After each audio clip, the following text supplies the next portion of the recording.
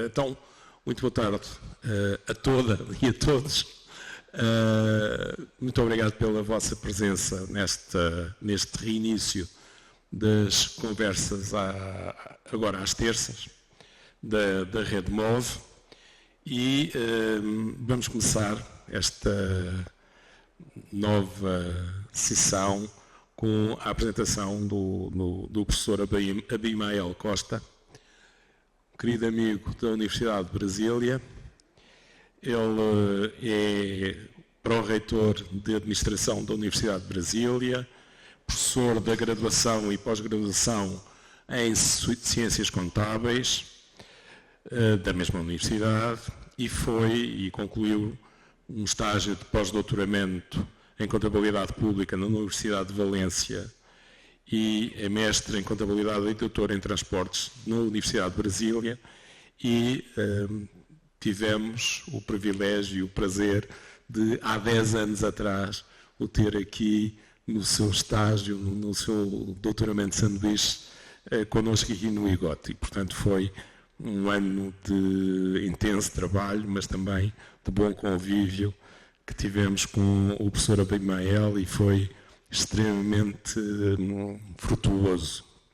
E, portanto, ele é auditor, ou foi ex-auditor-chefe do UNEP, do UNB, portanto, de Brasília, também ex-diretor executivo e chefe do líder de pesquisa em Public Sector Accounting and Control Research da Universidade de Brasília.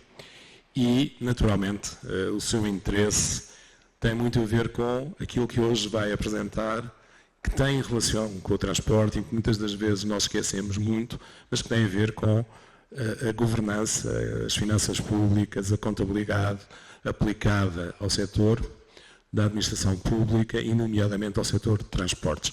Portanto, acho que vamos ter uma sessão muito interessante para perceber todas as modificações que estão a ocorrer também no Brasil e, portanto, dou a palavra ao professor Abimael, agradecendo a disponibilidade de estar aqui connosco. Muito obrigado. Sim, meu amigo. Boa tarde a todos e todas. Eu quero iniciar minha fala dizendo da grata satisfação de estar aqui nessa roda de conversa, nesse evento, participando de mais um momento muito produtivo aqui da Rede Move e, ao mesmo tempo, também relembrando que há 10 anos atrás estive eu aqui no IGOT, mas não era aqui nesse prédio, não era esse prédio ainda, né? Era acho que mais abaixo aqui, professor. Isso. Então, professor Nuno, por 12 meses estado aqui no IGOT, eu já até comentei isso também com a professora, que foi uma grande contribuição para a minha vida acadêmica. O professor Nuno relatou um pouco da minha experiência de gestão na Universidade de Brasília, mas, com certeza, toda essa minha experiência de gestão também tem a ver aqui com a contribuição da Universidade de Lisboa, do IGOT, do professor Nuno, do professor Eduardo, dos demais professores aqui, que durante esse período eu tive a oportunidade de absorver, né, um pouco dessa experiência e dessa dedicação à academia e dedicação à geografia e dedicação do professor Nuno também à área de transportes. Como o professor Nuno já comentou, no Brasil, atualmente eu sou professor da Universidade de Brasília. Para quem não conhece um pouco a realidade do Brasil, o Brasil tem universidades federais, universidades estaduais e pouquíssimas municipais, né? A maioria das universidades no Brasil são federais. A Universidade de Brasília é uma universidade federal e a Universidade de Brasília ela nasce, né, do projeto de mudança da capital do Brasil, que era no Rio de Janeiro, para o centro do país, que é Brasília.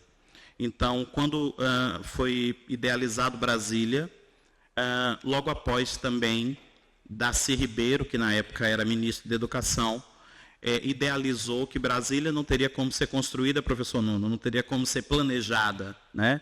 Apesar que foi planejada para carros, não para pedestres e nem tampouco, né, para uma população de massa que vive hoje em Brasília e também na rede de Brasília. Mas naquela época, naquela altura, Darcy Ribeiro, então, fez essa proposta e a Universidade de Brasília foi construída. Então, Brasília inaugurada, né, em 60, e 2 anos depois, em 62, a Universidade de Brasília foi inaugurada.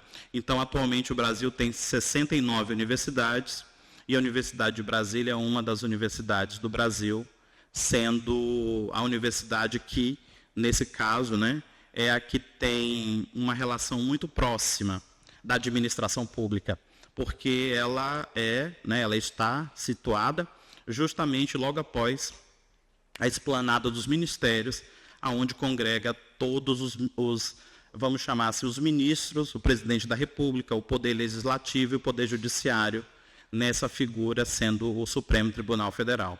Então, a Universidade de Brasília está muito próxima e, por isso, a Universidade de Brasília é muito demandada por políticas públicas, né? Quando o professor Nuno conversou comigo, eu logo de pronto fiz essa proposta ao professor Nuno, que iria falar um pouco do financiamento da mobilidade urbana, né? E destacar como que o governo Lula, que assumiu agora, ele retomou o desenho de investimentos em mobilidade urbana no país. Não é à toa que eu destaquei ali, professor Nuno, e coloco que é o novo PAC, né? Porque o que significa essa sigla? Na realidade, é um grande programa governamental, né? Que, nesse caso específico, é um programa de aceleração do crescimento. E, literalmente, aceleração é o que o Brasil está precisando nesse momento, né? Porque foram anos, né? A última gestão do país, basicamente, se pensar assim, 7 anos, deixou mesmo de pensar o Brasil de forma estruturante. Então, quando vocês observam aqui que o Brasil retoma um grande plano estruturante, é assim que é importante conversar sobre esse tema. Porque não é somente, e daqui a pouco, quando a gente começar a avançar um pouco aqui nessa lógica, não é somente o governo ou o presidente ir a público e dizer que vai retomar investimentos em mobilidade. Não é isso. Por isso que é estruturante, porque esse PAC ele se conecta com as demais políticas públicas. Conecta com a política pública de moradia, que talvez vocês tenham ouvido falar, né? Também lançado no governo do presidente Lula, isso lá no primeiro mandato dele, que é o Minha Casa Minha Vida. Então, projetos de habitação conectados com projetos de mobilidade. Por que isso é importante? E esse discurso ele é relevante, porque grande parte hoje dos municípios, quando oferece uma nova localidade para moradia social, né? Eu acho que aqui tem esse tocante. Boa parte dessas localidades são muito distantes dos centros dos polos de emprego.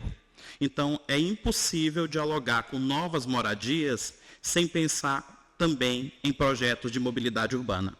Então, por isso que o que eu vou mostrar aqui, em relação ao que o governo federal hoje está retomando, que no Brasil é extremamente importante pensar de forma estruturada, conectada, são vários eixos de atuação. Então, dentro dessa lógica do novo PAC, hoje, nós não temos somente como lá no PAC 1. Então, o presidente Lula, quando assumiu por volta de 2000, 2002, ele criou esse grande programa. Só que naquela época, o intuito era retomar a infraestrutura logística do país. Então, basicamente, claro que se a gente aqui fosse discutir os montantes de recursos, são grandes montantes de recursos, né? Mas esses montantes de recursos tinham uma lógica, que era uma lógica de parcerias. Então, parcerias entre o governo federal, parcerias com o governo estadual e parceria com os governos municipais, somados a esforços e aí sim aí é por isso que eu considero muito interessante, com a lógica de você induzir a capacidade da construção civil, no caso, que na época foi, né, que o Brasil retomaria. Então, lá no primeiro governo do presidente Lula, quando ele lançou o PAC, era um PAC basicamente de logística, um PAC de infraestrutura.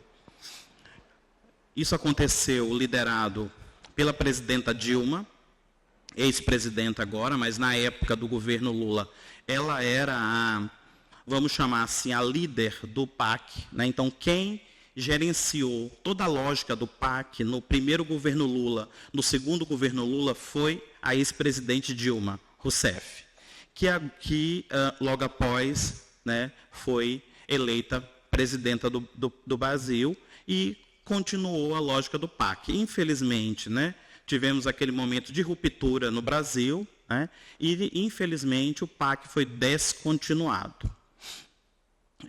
O que perdemos, né? Perdemos diversos empregos, né?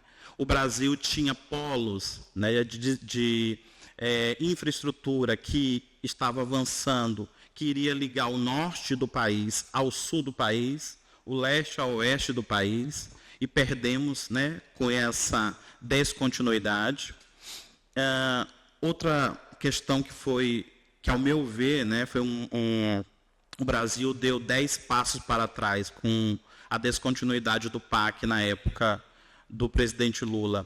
Foi você deixar de convidar vamos chamar assim, a iniciativa privada para também se somar aos esforços governamentais. Então, infelizmente, essas duas questões aconteceram e o Brasil ficou aí por volta de 7 anos sem uma lógica estruturante que pudesse conectar os principais atores nesse contexto, né, falando de mobilidade e falando de infraestrutura no país. Então, quando o professor Nuno disse que, de certa forma, atualmente, a minha área, né, é pesquisar a governança pública, é pesquisar financiamento de políticas públicas, e no caso específico de transportes, então, eu tenho aqui a contribuir com alguns aspectos, né? Primeiro, sem sombra de dúvida, é necessário, para que vocês tenham uma ideia, quando se discute o PAC, o novo PAC do Brasil, parece que é uma coisa assim, não, mas no Lula 1 já teve PAC, no Lula 2 teve PAC, mas o que é isso, né? Então, na prática, nós temos também que levar em conta o seguinte, que o Brasil, na prática, são vários Brasis. Então, quando a gente olha, né, o Brasil nas suas desigualdades, né, ou nas suas características, quer seja a região sul do Brasil, que vocês podem olhar aqui, fronteira com o Uruguai, ou no norte, né, na Amazônia, aqui, fronteira com a Colômbia, fronteira com a Venezuela, nós estamos percebendo vários Brasis. Para discutir mobilidade urbana dentro desse contexto, imagine vocês pensar investimentos em mobilidade urbana na floresta amazônica, né? Como que nós vamos conectar pessoas que estão distantes 4, 5 horas, que têm que, né, navegar, às vezes, dias, para se conectar, por exemplo, com um posto de saúde, ou para se conectar com uma agência bancária.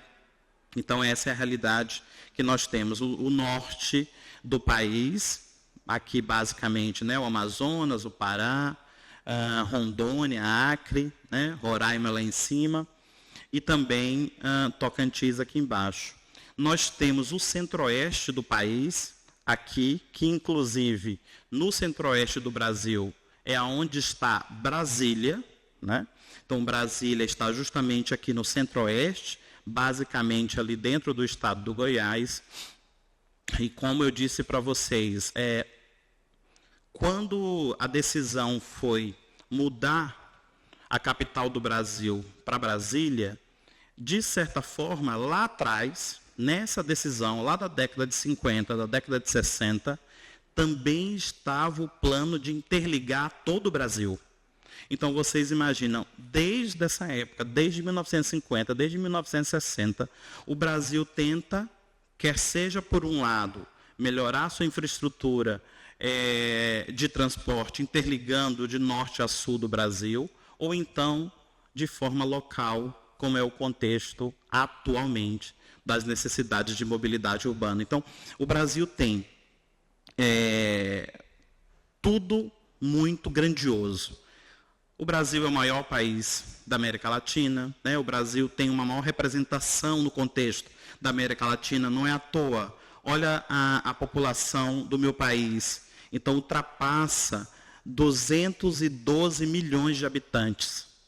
Estamos falando de muita gente e de uma necessidade grande, principalmente nos principais polos, como é o caso do Sudeste brasileiro, aonde concentra boa parte dessa população, e sabemos que essa população que se concentra nos grandes centros é uma população que carece cada vez mais de mobilidade urbana. Ontem eu estive aqui no IGOT, eu quero mais uma vez agradecer, participando no júri de doutorado, né? Está ali agora doutora, né? E a tese dela justamente chamando atenção para que, de forma bem resumida, o quanto que a tarifa, né? O quanto que hoje a tarifa de transporte, ela exclui a população de ter acesso a serviços públicos, né?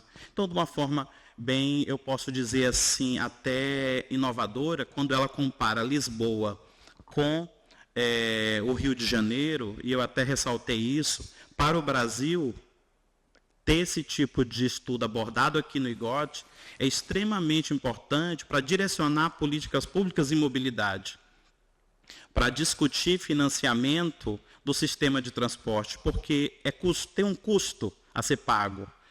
Existe uma conta a ser paga, né? E essa conta precisa ser discutida e esses recursos precisam ser pensados e desenhados. Então, a mobilidade urbana, ela, sem sombra de dúvida, por um lado, sabemos da necessidade, como é o caso agora, né?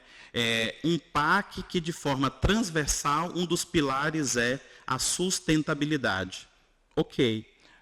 Investimento numa frota sustentável, a renovação de uma frota na lógica, né, de ônibus elétricos, ok.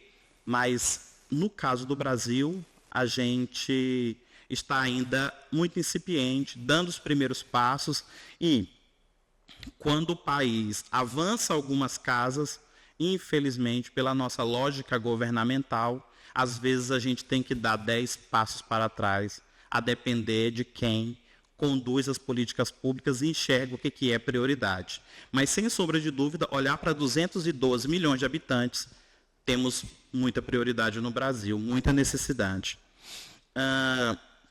Outra coisa que não precisa nem ser contextualizada, olha a fronteira do Brasil, né? Então, temos a norte, como eu já destaquei aqui para vocês, então fronteira com Venezuela, com Colômbia, né? Aqui no centro-oeste, Bolívia, Paraguai, Argentina, e ali no sul, Uruguai. Então, o Brasil tem uma grande extensão territorial e tem uma relação que tem que se dar em harmonia com todos esses demais países. Inclusive, sem sombra de dúvida, infelizmente agora, por conta das mudanças climáticas, todos nós, no mundo inteiro, estamos sendo impactados e, mais recentemente, o Brasil teve que também ajudar boa parte dos países aqui da fronteira em relação às recentes queimadas. Agora, é provável que comece um período de chuva no Brasil, mas, falando de Brasília, passamos quase 170 dias sem nenhum pingo de chuva. E nunca ocorreu em Brasília você ter um período de queimada que parasse a administração pública, né? Então, aconteceu isso nos últimos 20 dias, aonde até a esplanada dos ministérios, até o palácio do presidente da República teve que ser, entre aspas, fechado, porque era impossível trabalhar, porque não tinha condição do ar, né? Para que pudesse a administração pública funcionar. A Universidade de Brasília fechou por 2 dias, porque era impossível ter condição de ter aulas com tudo cheio de fumaça.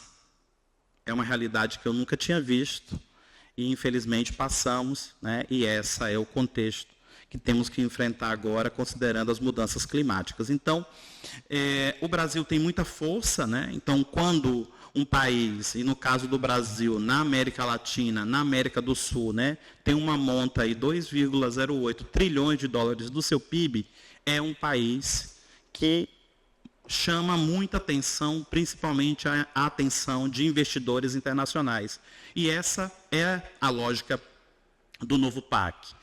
No Lula 1 e no Lula 2, então, o presidente Lula, que idealizou essa lógica de programa estruturante, então, naquela época, né, no Lula 1 e no Lula 2, ele convidou boa parte de parceiros internacionais e locais e, inclusive, dinamizou com a nossa indústria da construção civil, também auxiliando boa parte dos países que estão aqui na fronteira. Isso para contextualizar até que nível estava o PAC, né?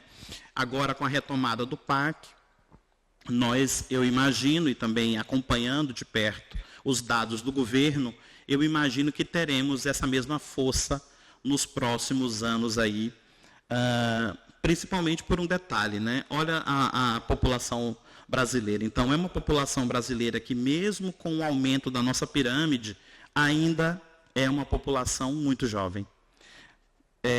Por volta aí de 70% da população tem idade entre 15 a 64 anos, 212 milhões de habitantes. É uma população jovem e muito produtiva, né?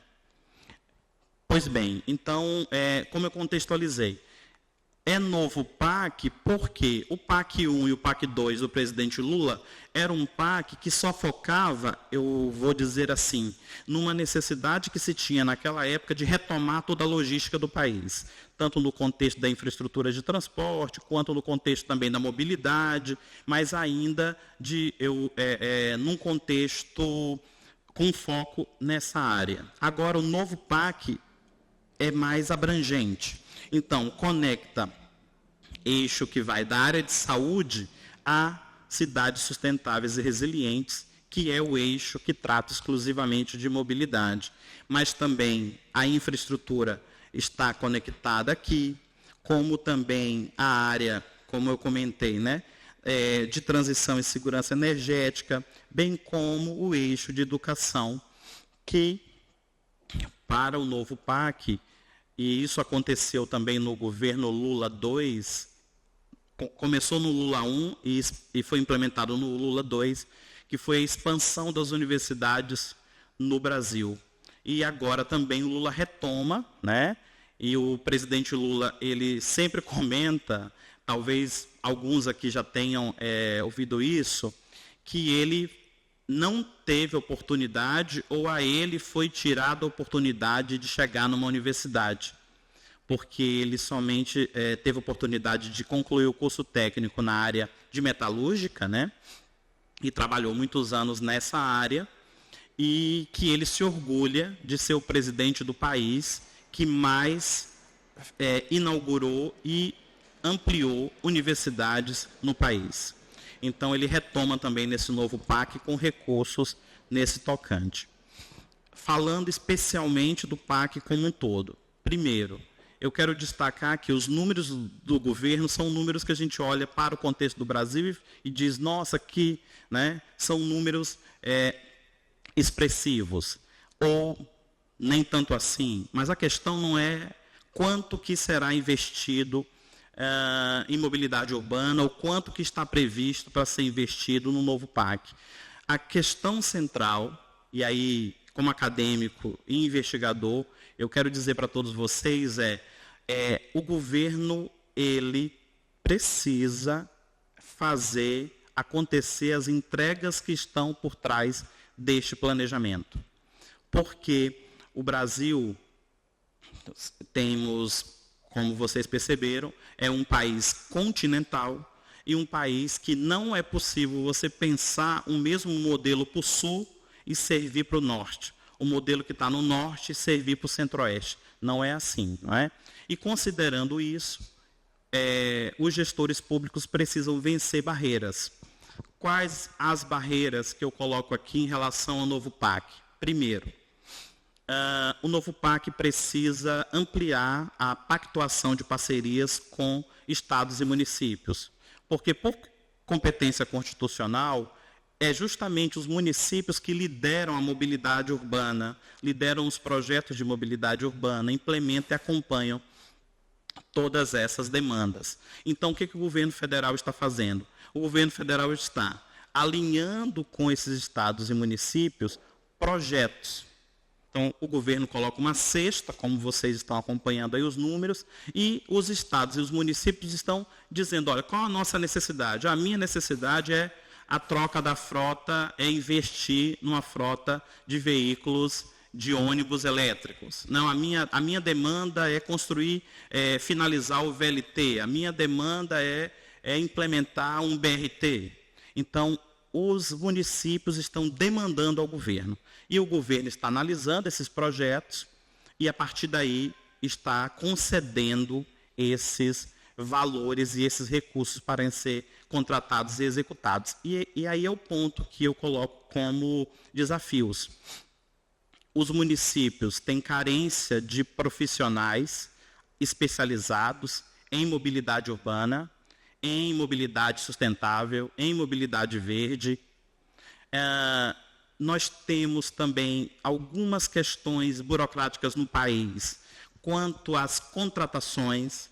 Então, às vezes, o governo federal libera o recurso, o montante que o município está pedindo para construir o BRT, mas, infelizmente, a licitação ela é suspensa, ou a licitação ela é parada, ou o empreiteiro ele é contratado, mas mal começa a obra e ele abandona a obra por N motivos. Então, tudo isso eu coloco aqui como desafios do novo PAC. O Brasil tem, sim, e eu concordo, um grande plano estruturante, como aqui nós podemos ver, sim, mas existem barreiras a serem enfrentadas e barreiras essas que a academia pode colaborar de forma muito bem vinda, e assim a gente vem fazendo, né? No tocante à mobilidade urbana, está desenhado aí por volta de 48 bilhões de investimento, isso mais ou menos aí cobrindo o governo Lula, né? Mesmo que recursos advindos também, claro, que podem passar o mandato, mas a priori até o fim do mandato. Como que hoje está o cenário? Então, no Centro-Oeste, o Brasil tem algumas iniciativas.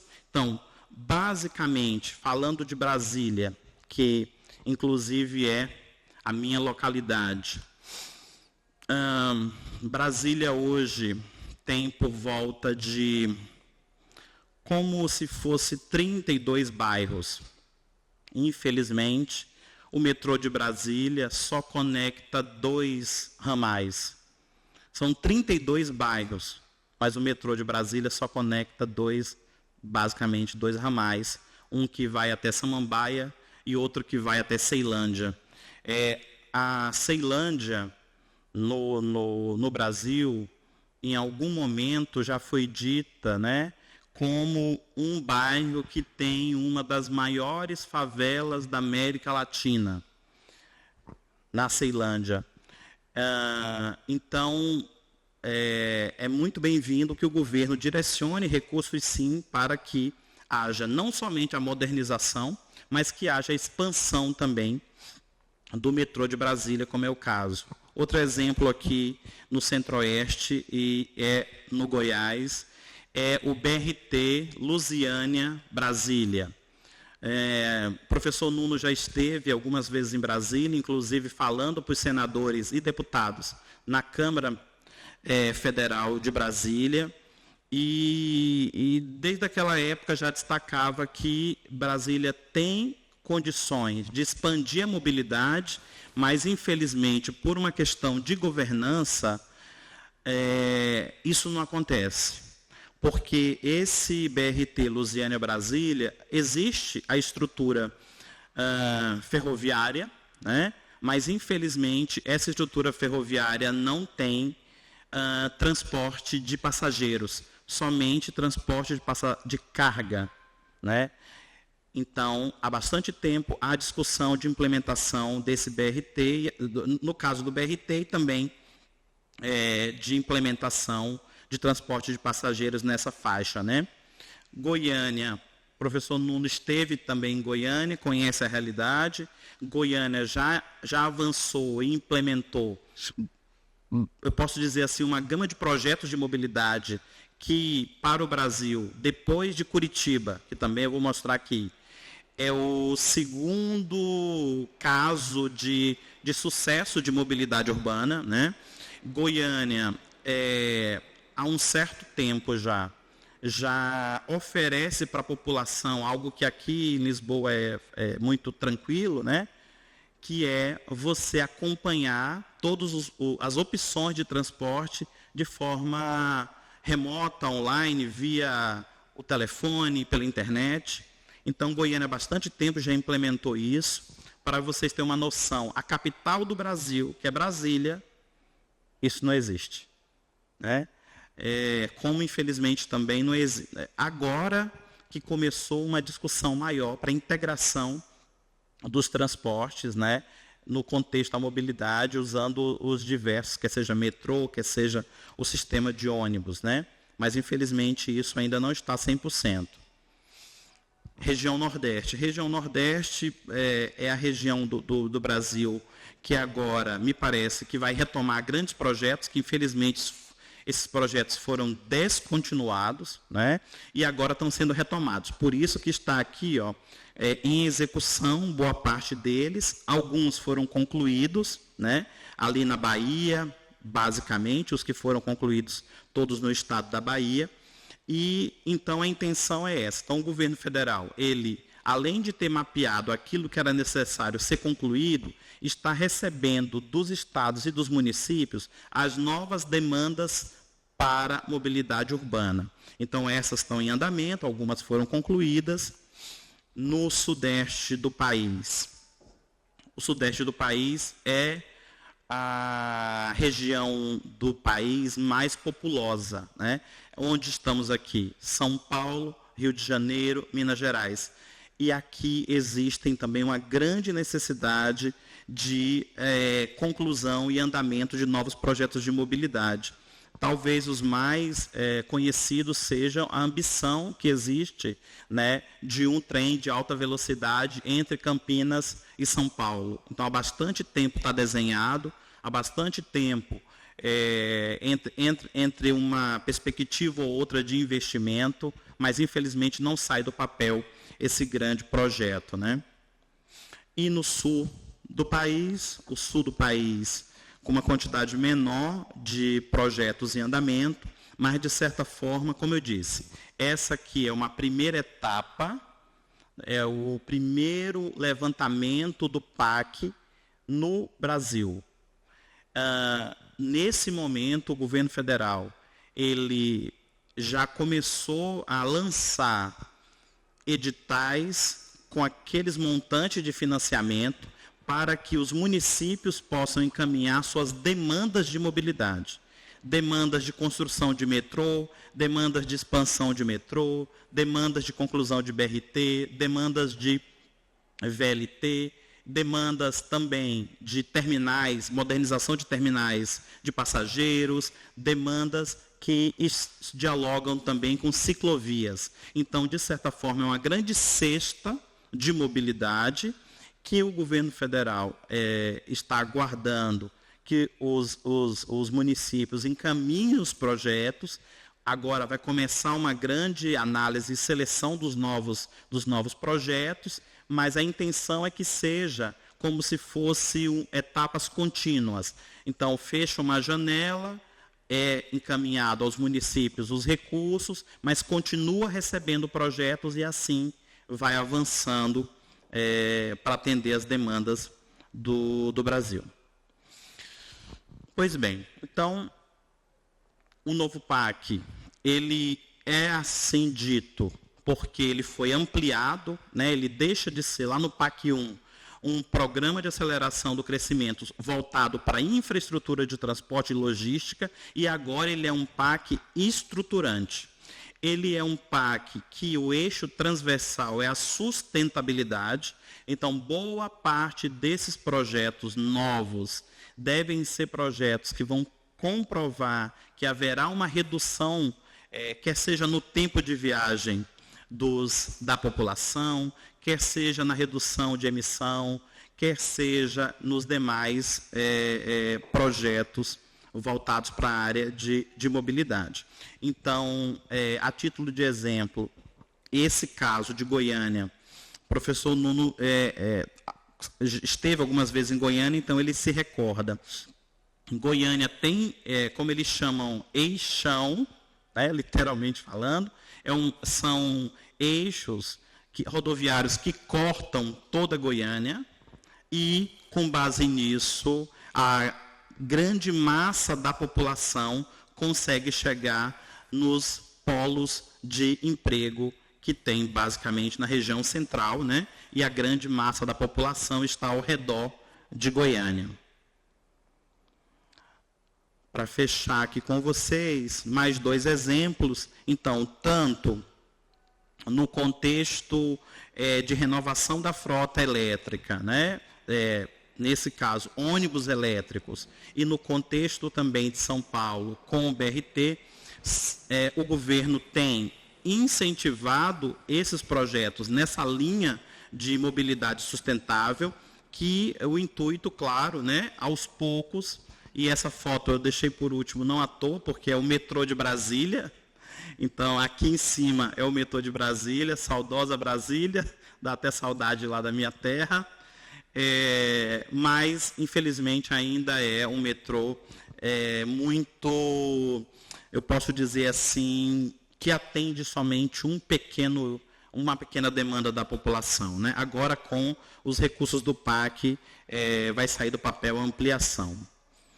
Pois bem, então, eu, assim, né, dessa forma, gostaria de dizer da minha grata satisfação de estar podendo conversar com vocês e destacando o que o Brasil hoje tem pensado e planejado para a retomada dos investimentos em mobilidade urbana, mas, como foi dito aqui, não é uma retomada de investimento em mobilidade urbana, é uma retomada de investimento de forma estruturante, onde a mobilidade urbana é um eixo também. Então, quer seja o eixo saúde, habitação e transporte, esses eixos estão conectados. Esse novo PAC faz isso.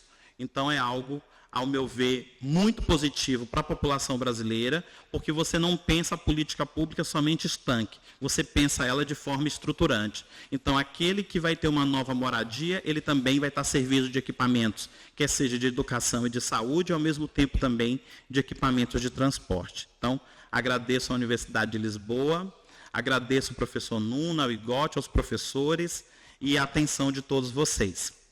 Obrigado.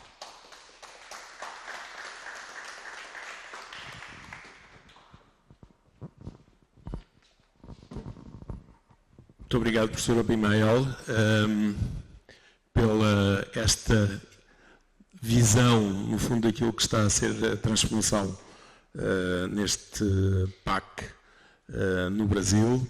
E, de facto, é uma questão da mobilidade, mas não é só, e, portanto, este é uma componente que é importante terem atenção, que é uma forma mais integrada e de perceber como a mobilidade faz parte, no fundo, deste processo de aceleração e de crescimento. E agora colocava à plateia, se quer colocar alguma questão. Professora Rosário. Obrigada, Abimael, pela exposição. Enquanto você estava falando, me ocorreu o seguinte. A gente tem, nesse momento, cerca de 23 anos, mais ou menos, do Estatuto da Cidade e cerca de 20 anos da primeira implementação da Lei Quadro da Mobilidade Urbana. Não faria sentido que a CIPAC fosse acompanhado de uma revisão desses instrumentos e de uma visão estratégica do que é que deveria ser feito, quais deveriam ser os próximos passos?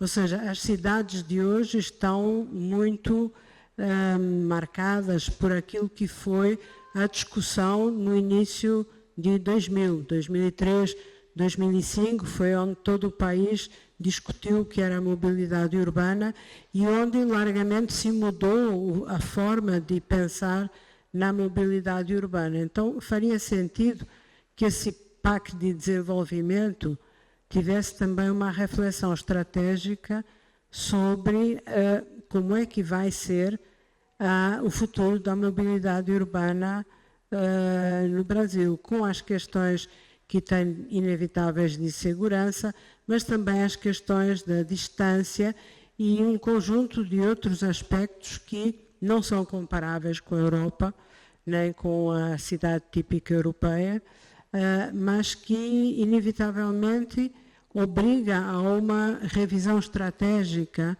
daquilo que é a mobilidade urbana e do que é que queremos que seja a cidade brasileira nos próximos 20 anos. Ou seja, da mesma forma que há 25 anos atrás se pensou o que é que a gente quer das cidades para daqui a 20 anos, está na altura também de, junto com esse PAC, fazer também essa reflexão. Caso contrário, eu receio que aquilo que se vai observar é muita obra, porque esse é o chamariz, não é?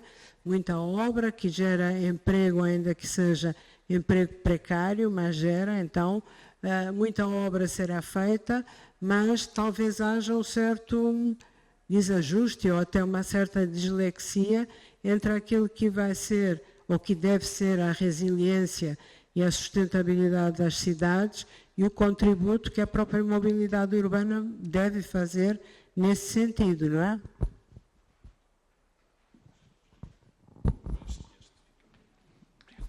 Eu agradeço, professora. É exatamente como a professora está contextualizando. O PAC que hoje o governo vem apresentando... Tá sim.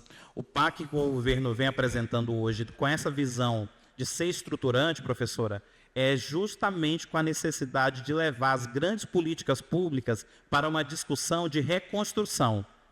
Até porque a professora não só acompanhou, como contribuiu, né, professora, com toda essa discussão no Brasil.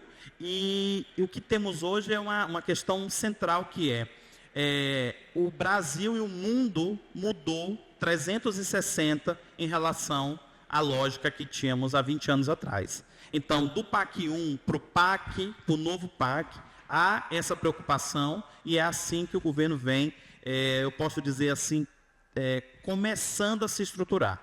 Então, em específico, né, o Ministério das Cidades tem trabalhado as conferências, né, e chamado também os especialistas para um grande debate, para que seja pautada essa revisão. Ela é extremamente necessária, porque há 20 anos atrás não era a preocupação central o que temos hoje, o impacto direto da mudança do clima. Então, sem sombra de dúvida, a mobilidade sustentável hoje, ela é totalmente diferente da mobilidade que discutimos há 20 anos atrás. E esse ponto é crucial e central nessa retomada, né? Porque não é só como a professora contextualizou e é importante. E até eu comentei isso, né? Lá o PAC 1 era uma necessidade de, olha, o Brasil precisa ser repaginado. E aí sim, começou, a professora destacou aqui, canteiro de obras de norte a sul. E era necessário, foi necessário e avançou muita coisa. Mas hoje, essa visão ela é extremamente importante. A partir de retomar a discussão de que mobilidade o Brasil quer e necessita para o momento atual de mudança climática. Só um comentário nesta parte. O meu nome é Paulo Mendes, eu trabalho para uma consultora brasileira, mas aqui em Portugal, e nós estamos neste momento a fazer todos os planos de mobilidade para o BNDES e devem estar prontos, eu acho que até ao final do ano, para todas as cidades, exatamente para dar este papel e esta nova visão, para depois se poder fazer a divisão de dinheiros de uma forma mais lógica, portanto baseada não só na demanda de hoje, mas também no que vai ser para o futuro. Eu tinha uma pergunta um bocadinho diferente, porque muito da solução que se vê no Brasil é muito baseada no BRT. Por muitas razões, e eu sei as razões, mas queria fazer uma pergunta em termos de opinião. Em Portugal não há sim nenhum BRT, há um a ser construído no Porto com algumas dificuldades, mas a aceitação pública é muito baixa. E para mim surpreende muito ver um sistema de transporte em massa que funciona e funciona muito bem no Brasil, e aqui na Europa e em Portugal em particular há muita reticência relativamente à capacidade a ser um transporte público. Eu não consigo entender muito bem essa, e gostaria da sua opinião. Eu vou iniciar tentando conversar aí com esse seu ponto. BRT mais rápido e mais barato, né? Então imagine para um governante que tem 4 anos para apresentar o que fez. Então ele aposta também naquilo que, nesse caso, é mais barato e mais rápido, tá? Mas para o contexto do Brasil, eu posso dizer assim, a depender das cidades, é impossível o BRT. Mas boa parte delas sim, né? Então isso também eu imagino, aí vai depender muito, tá?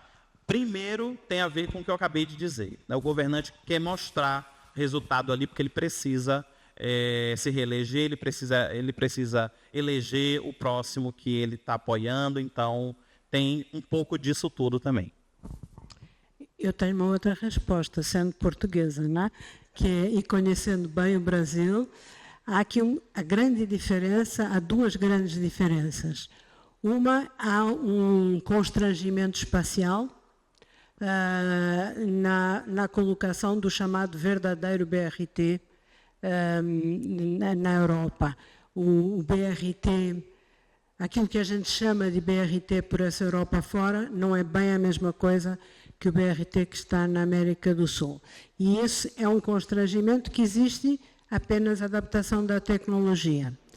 O outro motivo, que eu acho que é o mais forte, é que na Europa o dinheiro está muito fácil. E na América Latina não está tão fácil. Por isso, o governante é induzido a procurar as soluções mais baratas, aquelas que são viáveis para ele. Aqui é o contrário. Aqui vem dinheiro da Europa, vamos lá, vamos gastar. Com o quê? Bom, com o que for mais caro, não é? Pode ser o LRT, pode ser um metro, pode ser um foguetão para a Lua, porque o dinheiro, oficialmente e no discurso político, parece que é gratuito, apesar de que não é. Mas acaba sendo a geração seguinte que vai pagar. E essa eu acho que é a grande diferença, está no contexto que força que a qualidade da decisão na América do Sul, por incrível que pareça, tem que ser mais rigorosa do que é na Europa, porque na Europa está tudo muito, muito relax, tudo muito à vontade. O dinheiro está chovendo, não é? Não, essa é a mesma razão do aparecimento do BRT, porque era para ser um LRT primeiro, em Curitiba, e por questões financeiras vamos optar pelo mais próximo, mais económico. Exatamente. Não é por acaso que na Europa os BRTs estão a aparecer no norte da Europa.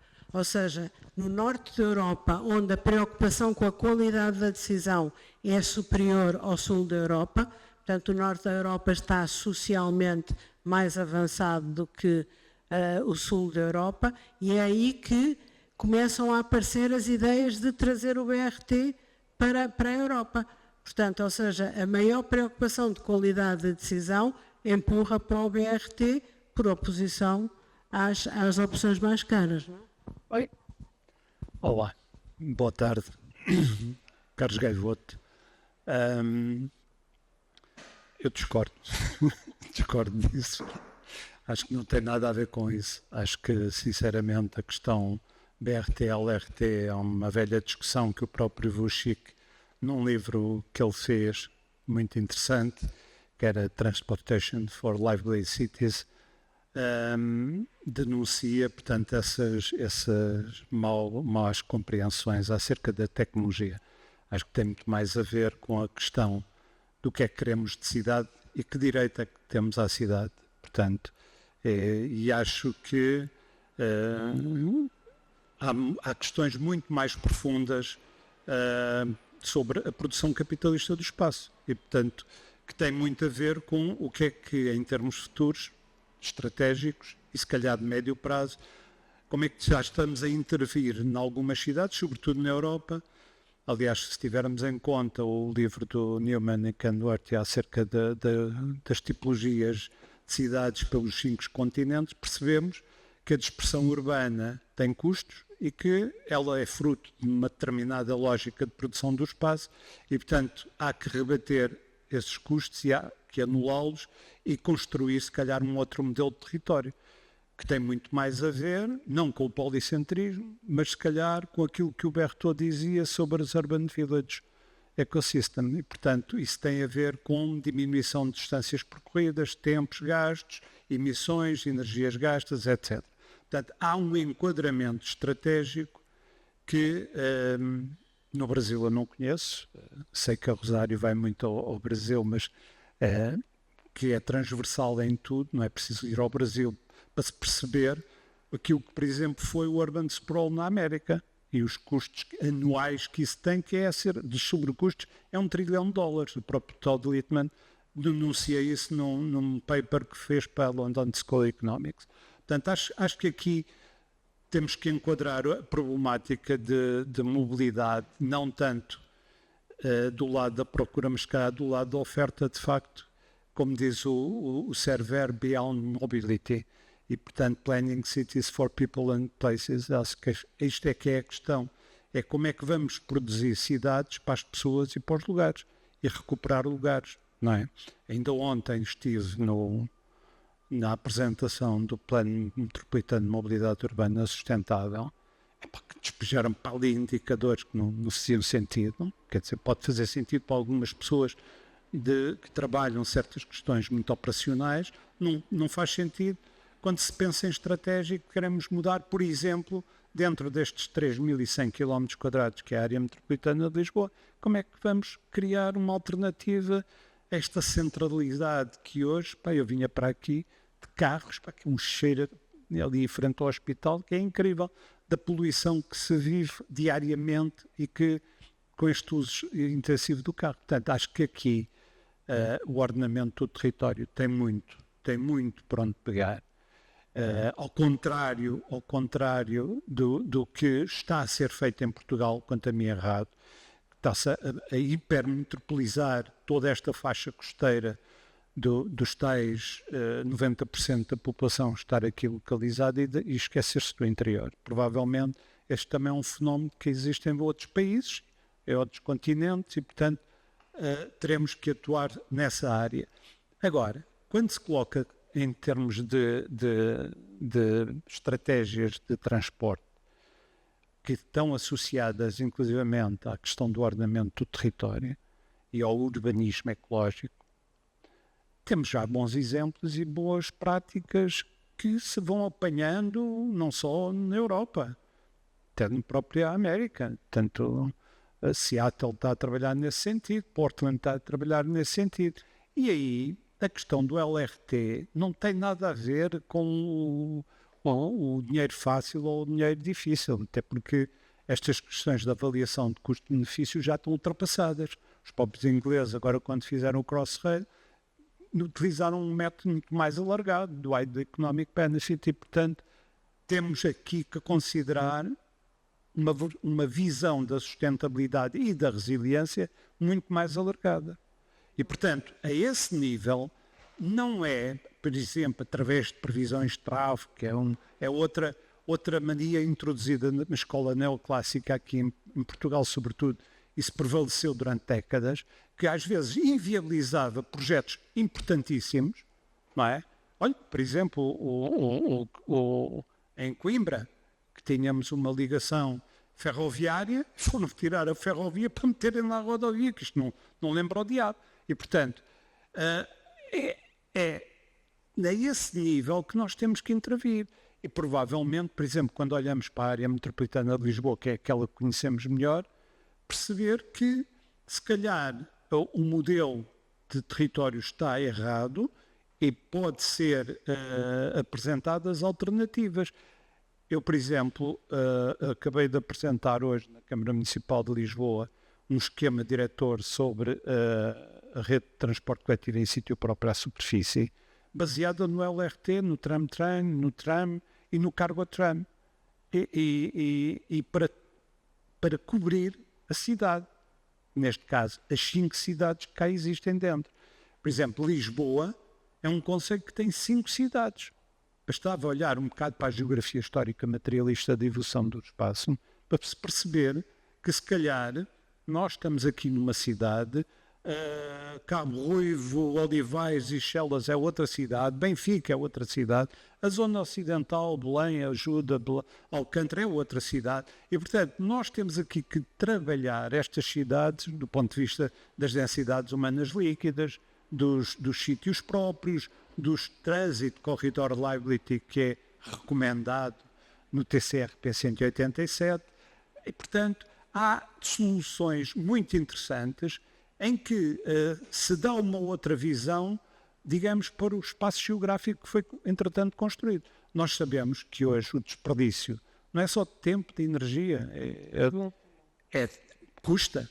Pois é, os tais sobrecustos que o Littmann diz que a nível dos orçamentos municipais são à volta de 67%, precisamente porque se fez esta desregulação da forma como se cresceu o território. Ao contrário, aconselho-vos a ir ver uma recente conferência que foi publicada na Agência de Urbanismo de Strasbourg, ADEUS, em que há uma palestra sobre o decrescimento. Portanto, eu até de algumas coisas simpatizo com o decrescimento, porque de facto, como diz o Tim Jackson, é preciso criar uma outra forma de olhar para o crescimento. Ele fala do prosperity without growth, não é? Mas é interessante isto. Não, é que estas questões que são escamoteadas permanentemente cá, não devem ser escamoteadas e devem ser analisadas e avaliadas para se perceber que quando propomos um eixo explorado em BRT ou em LRT, há uma grande diferença. Começa logo pela vida útil do próprio material circulante e pelo life cycle cost. Portanto, e que depois, a nível dos impactos socioeconómicos e de benefícios sociais, se também medem. Por exemplo, Não, isto não. Então também chamam os gajos do BRT facciosos. Portanto, eu não estou a ser faccioso, eu estou a dizer... E a qualidade Sim. não é... Mas queres melhor qualidade que o LRT? Sabe? Sei que não pode ser a atitude. Não, então é a atitude, olha, é a atitude da EMTA. A EMTA, que é a Autoridade Europeia de Associação Europeia de Autoridades de Transporte Metropolitano, recomenda precisamente essa atenção especial acerca dos LRTs. Depois, se calhar, não devia recomendar. Ai, não? Qualidade de... E são colegas universitários, desde o Niels van Dort até da Universidade de Delft, etc., que fizeram trabalhos acerca disso. Bom, Sim. Não, vamos lá ver. Isso não é um Sporting Benfica ou um Porto. Já há uma certa roupa deve ser de facto na qualidade da decisão. Esse é que é o caso. Não, na qualidade de decisão e o que é que se pretende com a introdução de um e de outro, obviamente. Tem que tomar. Portanto, vai ser... Sim. Portanto, esse é que é o problema. Esse é que é o nosso problema. problematizei, nem vamos falar nisso. Percebes? Que a gente sabe onde queremos. Espera aí. Obviamente, se o objetivo Não. a cidade é mais assim, é que a nossa organização do nosso pô, é extremamente claro. E, portanto, daí haver essa falta de qualidade da decisão.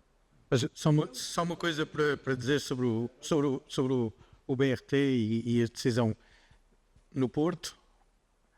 O BRT...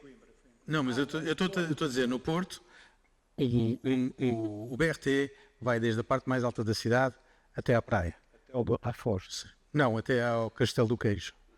Ok? E lá vai ser feita a produção de hidrogênio para o sistema. Portanto, é um sistema de zero emissões. Ok? E a resposta que toda a gente dá é que vão pôr os autocarros que já lá estavam.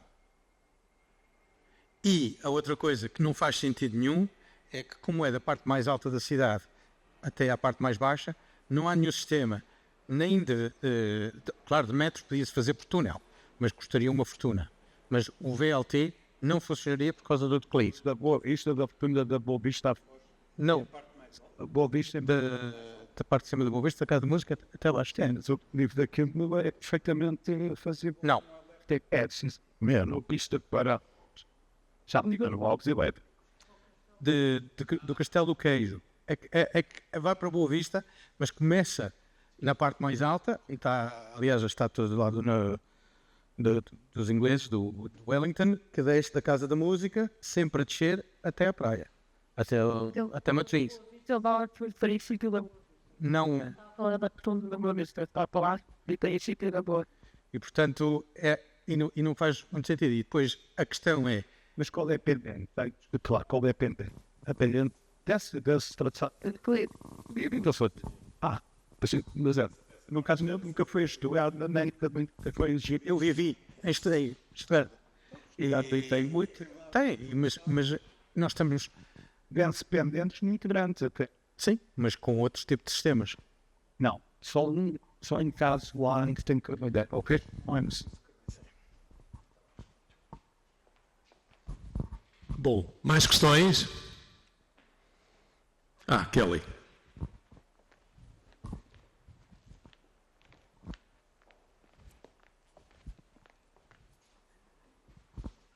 Então, eu escrevi minha pergunta.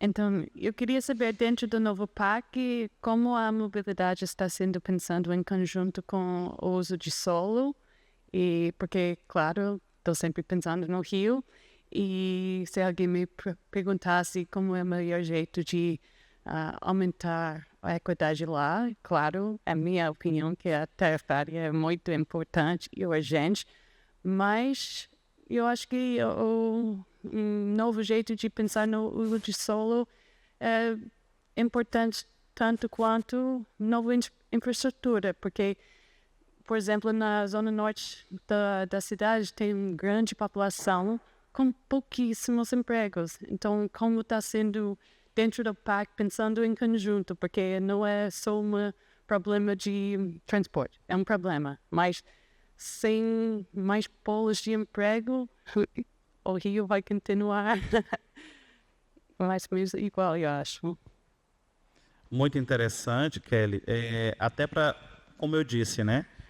A ideia desse novo PAC é justamente, Kelly, pensar de forma estruturante as demandas nas cidades. Não é o prefeito dizer, eu quero, como aqui já foi dito, né? Eu quero um VLT, eu quero um... Não, é pensar de forma estruturante. Se é necessário, a título de exemplo, né? É expandir moradia na região norte, mas eu vou expandir propostas nesse contexto, né? Expandir equipamentos de saúde, expandir também novos empreendimentos aonde, de certa forma, tendem com o tempo, né? Vamos chamar assim, desviar um pouco a demanda dos empregos que está concentrada no centro, no caso do Rio de Janeiro, né, para o entorno desses novos empreendimentos. Então, a lógica que o PAC quer passar para as cidades é pensar os equipamentos públicos de forma mais integrada e não de forma isolada, como já aconteceu no passado, a professora até destacou, Não adianta você ter um monte de canteiro de obra que não conecta nada com nada e a população, que literalmente é a que vai ser a mais pobre, né? Que vai estar envolvida, é o que vai continuar sendo penalizada ou continuar em sofrimento. Então, no Rio de Janeiro, você tem acompanhado, né? Existem muitos estudos e debates de opções. E aí, isso não é só no Rio de Janeiro, como no Brasil todo. Até foi dito também aqui já, né? O governo federal sabe das deficiências de projetos que têm esse tipo de ambição.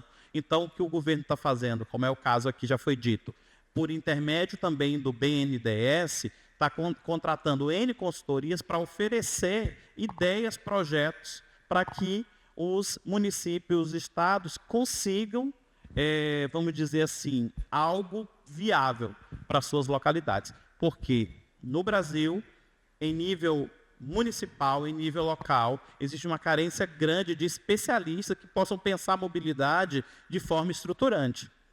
Então, até o próprio governante ou o próprio prefeito não sabe nem o que pedir. O governo federal está com esse montante de recursos, mas o governo local não sabe nem o que pedir, ou, como a professora até comentou aqui, o projeto não tem qualidade nenhuma, não diz nada com nada e não resolve o problema local. Esse é o cenário do Brasil e os esforços são grandes. A academia tem sido convidada a contribuir também, né, como já aconteceu em outros tempos. Agora a gente retoma como academia, sendo um braço do governo também para ofertar saídas, possibilidades. Muito obrigado. Mais alguma questão? Só que eu ia dizer,